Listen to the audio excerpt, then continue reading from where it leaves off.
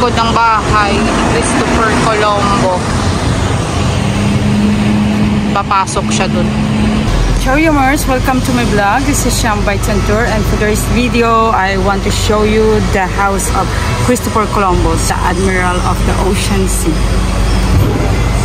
Tayo sa bahay ni Christopher Colombo. Around the corner.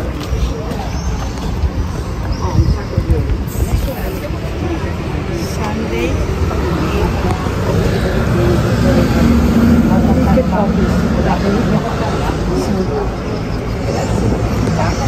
Knock knock. Let's go to the house of Christopher Colombo.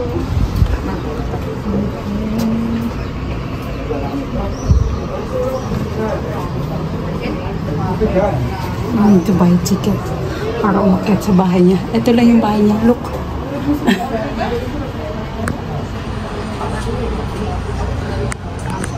Nandiyan. Perdue. Gamers, let's start here sa bahay ni Christopher Colombo. Stella de Colombo.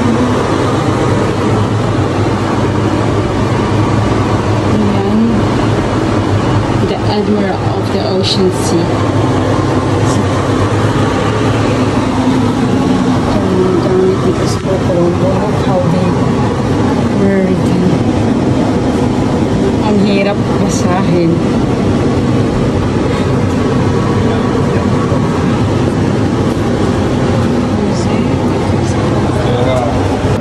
Atención. No. Debe salir eso. ¿Cómo fue salir eso? Aqua. Sería obligatorio usar Corriman. Okay, ito yung hagdan ni Colombo. Maliit lang siya. Yammer, sa mga hindi nakakalam, Christopher Colombo is pure Italian. He was born here. Yeah, he was born here in Genova, the region of Colombo. Tapos, napangasawa siya ng Portuguese. Kaya siya nakatira sa Portugal. Then, nagkaroon siya ng kabit na taga Spain. Kaya siya ang nag-navigate sa mundo. Christopher Colombo, nung nagkaroon siya ng kabit sa Spain, doon na rin siya ulit tumira sa Castiliana.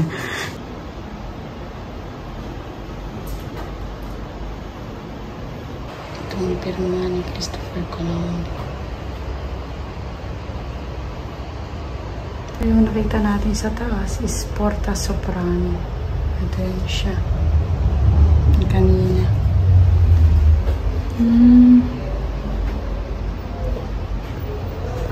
Grabe talaga si Christopher Colombo dahil sa kanyang katalinuhan. Isang natapang naman lalayag ng karagatan.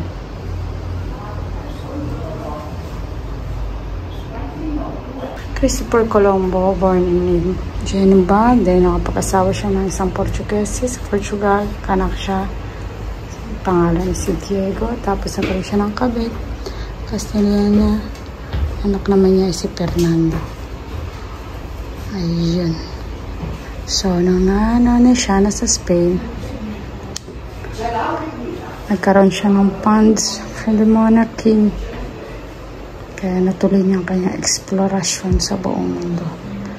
Actually, salamat na rin kay Christopher Colombo dahil na-discovered ang Pinas ni Magellan. Pero, matapang siya, Yamers. Isa siyang matapang kung napanood yung history niya. Hindi rin maganda ang kanyang katauhan kasi babaero nga siya. Marami din siyang na-rape ng mga unang panahon. Lalo sa Latin America. Ayan siya. For the records lang tayo na nakarating kami sa bahay ni Christopher Colombo.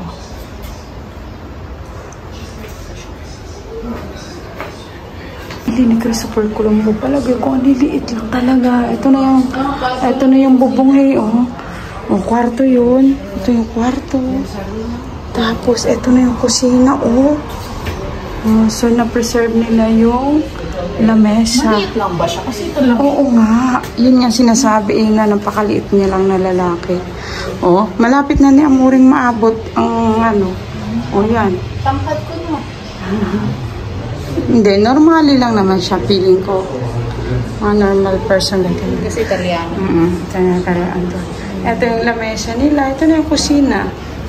Yan. Pero dito yung, feeling ko, dito yung tulugan din siya. Baka yun ang tulugan niya sa taas. Sana yan siya, Yammers. Ito lang yung remain ng Italian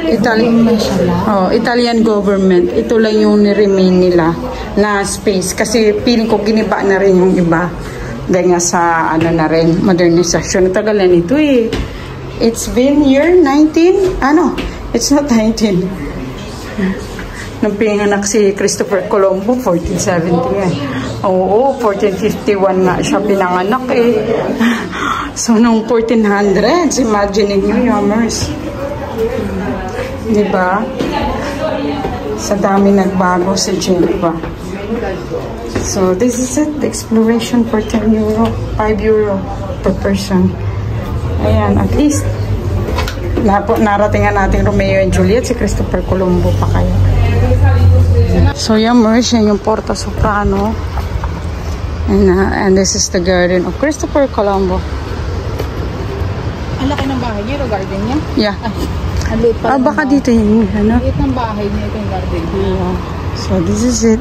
So, ito na nga, Yammers, yung bahay niya. At pinanatili naman ng gobyerno ng Genova. Kasi ikaw ba naman, magkaroon ka ng Christopher Colombo, the Admiral of Ocean Sea and the navigator and explorer talaga siya. Thank you for watching sa maliit na bahay ni Colombo. Sana ay nag-enjoy kayo. Wala akong patubig sa sobrang init. Thank you for watching. Ciao! Ayan, si baby pahinga muna sa kanyang garden. Saan kaya ang kanyang mga aliping sa gigilid?